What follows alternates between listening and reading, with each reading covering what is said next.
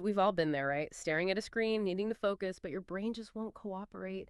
Distractions everywhere, whether it's a huge project, trying to learn something complex, or even just getting through a book, the kind of sustained concentration. It feels almost like a superpower sometimes, and one that's often just out of reach. So the big question is, how do we actually manage to focus for long hours without getting totally drained or, just frustrated?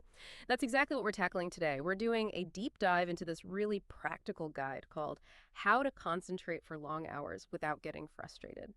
Our mission here is to pull out the most useful, the most actionable insights. Not just the what, but the how and the why behind making your focus really work for you. Yeah, and it's important to say this isn't about like glorifying the hustle or just telling you to grind it out. That's not sustainable. What we're looking at are smarter ways to work, more sustainable strategies, moving past those generic productivity tips you always hear. The goal is really to help you absorb information faster, more deeply, without that feeling of being overwhelmed. It's about working smarter with your mental energy, not just pushing harder. Okay, let's get into it. The source we're using, it comes from someone who's been through some incredibly intense situations. We're talking studying 10, 12 hours a day for really tough exams in India, like the civil services, IITGE, and then working 12 to 16-hour days at McKinsey. So serious pressure, long hours. But what they figured out after all that, it wasn't what you'd expect. It kind of flipped the script on what we usually think about hard work. It's this insight that helps fight burnout, and honestly, it changes how you approach any big task that needs focus. And the core idea they landed on, it's this sustained concentration. It isn't brute force. It's actually about focus sprints with sufficient breaks. Now, that might sound a bit like, the Pomodoro technique or something similar. But the real breakthrough for the author wasn't just the timer, it was realizing how crucial those breaks are, like truly deliberate, non negotiable resets for your brain. That's such a key distinction from just trying to power through like a marathon runner. But, I can imagine someone listening thinking, take a break. I've got too much to do. So, what does the actual research say about why these shorter bursts are, well, better than just pushing on? That's a great point, and yeah, it feels counterintuitive sometimes. But the science points to our natural brain rhythms. Humans have these things called ultradian rhythms. It's basically a cycle of alertness and then needing rest, usually around 90 minutes or so. You feel more energetic than you naturally dip. Try to ignore that dip. It's like running on fumes. You get less and less effective. And for really intense focus, that peak window might be even shorter, maybe closer to 30 or 50 minutes. Really depends on the task. So, for example, if you're doing something passive like reading a textbook or maybe watching a lecture online, your ability to actually absorb that information starts dropping off pretty quickly after about 30 minutes. You genuinely need a quick reset then. But if you're doing something more active, let's say writing a report, coding, solving problems, you might stretch that focus up to maybe 50 minutes. You still need that regular break. So when you think about your next work session, the idea is to work with these natural cycles, not constantly fight against them. Right. So, the first big takeaway, the first foundational tip from our source is really clear. Do short sprints of focus followed by breaks. And the biggest mistake people make, and I think we can all probably relate to this, is trying those marathon sessions, just sitting down for hours straight. That almost always leads to frustration. Concentration just evaporates, and the time ends up feeling, well, wasted. Instead, the focus sprint method they recommend goes like this. First, pick a small, defined chunk of time, let's say 50 minutes. Easy to manage. Then choose one priority task, just one, and commit to only doing that for the 50 minutes. Set a clear goal for that sprint, what you want to achieve. Put distractions away, set a timer, and just go. When that timer rings, you stop and you take a proper break. And the author notes something really interesting from running workshops on this. People often got more done, like significantly more, in one focused hour using this method than they would in 3 or 4 hours of distracted stop start work. And they felt less wiped out afterwards. Okay, so you finish your sprint, you've been focused, now comes the break. And you mentioned this is crucial, the art of the break. It sounds like it needs to be really deliberate, right? To actually relax your mind and get you ready for the next sprint. It's not just about not working. Exactly. That's the tricky part, isn't it? Because what do most of us do on a break? Reach for the phone. Bingo! Check emails, scroll social media. Does the source talk about that? Why that might actually be the opposite of what we need? It does, yeah. Big emphasis on a digital detox during the break. Don't look at screens. Don't answer messages. The whole point is to give your brain a complete rest from that kind of input. For visual relaxation, it suggests looking at things far away like trees outside, the sky. Just let your eyes relax from close focus. Let your mind wander a bit. zone out almost. Okay, so actively disengaging the focus circuits. What else? Other ideas include listening to calming music, nature sounds, like a waterfall are mentioned. Getting some light physical movement in is also good. Maybe some skipping, a quick walk around, stretching, just something to get the blood flowing differently. And then after maybe 2 or 3 of these short sprints and breaks, the advice is to take a longer break. A longer one, like how long? Could be a 30-minute power nap, which can be incredibly restorative. Or trying deeper relaxation techniques. Things like yoga nidra, that guided meditation style, or even hypnosis are mentioned as options for a serious reset. Interesting. So varying the break length too. Yeah. And there's even a quick fix mentioned during a sprint. If you feel your focus dipping, just close your eyes, take 3 slow, deep breaths. Apparently that can give you an immediate little boost. And underpinning all of this on a daily basis is the recommendation to meditate for at least 20 minutes, just to train that overall attention muscle, you know? Okay, let's shift gears slightly to something absolutely fundamental, but something we often sacrifice when things get busy: sleep. Especially when studying hard or pushing on a project, it's tempting to cut back on sleep, but the source really highlights how damaging that can be for your mental health and your ability to focus. It really does raise a critical question. Why is sleep so important for focus and learning? It's not just about feeling rested, is it? No, it's much deeper. Sleep has this profound impact on our cognitive processes, especially memory consolidation. Think about it. When you learn something new, you're literally changing the wiring in your brain, creating new neural connections. And it's during sleep, particularly deep sleep, that those connections get strengthened, solidified. Your brain processes the day's learning and locks it in.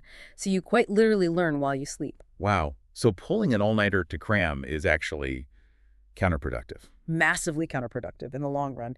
The stats are pretty shocking. Some reports suggest that not getting enough sleep can slash your learning ability by as much as 40%. 40%, that's huge. It really is. It makes you rethink all those late nights, doesn't it? Were they really helping? So if you're finding things hard to remember, if you feel that mental fog, check your sleep first. The standard advice holds true. Aim for 7 to 9 hours of quality sleep, consistently. And the guide offers some really practical tips for building healthy sleep habits. Little things that make a big difference, like avoiding caffeine after 3 p.m. You might think that afternoon coffee is fine, but it can really mess with your sleep quality later, even if you fall asleep okay. It affects the deep sleep stages. Exactly. Another big one. Switch off all electronic devices, phones, tablets, laptops, at least an hour before bed. That blue light they emit, it really does stimulate your brain and interfere with melatonin, the sleep hormone. Instead, try winding down with something calming, maybe a warm bath, reading a physical book not on a screen, or listening to some soothing music. Oh, and environment matters too. Keeping your bedroom cool and quiet. The Cleveland Clinic suggests an optimal range of 15 to 19 degrees Celsius, believe it or not. Even just keeping it cool helps signal to your body it's time to sleep. Right, those environmental cues are powerful. Now, staying on the theme of mental clarity, there's another tool the source brings up for improving concentration, especially if you're bothered by nagging thoughts or worries. It's journaling. Journaling. How does writing stuff down help you focus? Well, the power lies in how it works. When you take those swirling thoughts, those worries, and actually write them down, it forces a kind of clarity. You shift from just ruminating, going over and over the same worry, into more of a problem-solving mindset. You see it written down, it becomes more concrete, less overwhelming. It externalizes the noise, basically. And that process can bring a lot of peace, whether you figure out a solution or just acknowledge it and set it aside. It frees up that mental bandwidth that was being consumed by the worry. Okay, I can see that. Less internal chatter means more space to focus. Exactly. And it doesn't have to be complicated. Just a pen and paper or even a laptop. Write freely. Don't censor yourself. Don't worry about grammar. Just get it out. The advice is to just try it for a few days. Even if you're skeptical, you might be surprised by how much clearer your head feels. Okay, so we've got the structure sprints and breaks. We've got the foundation sleep and mental clarity through things like journaling. What about during the learning or working itself?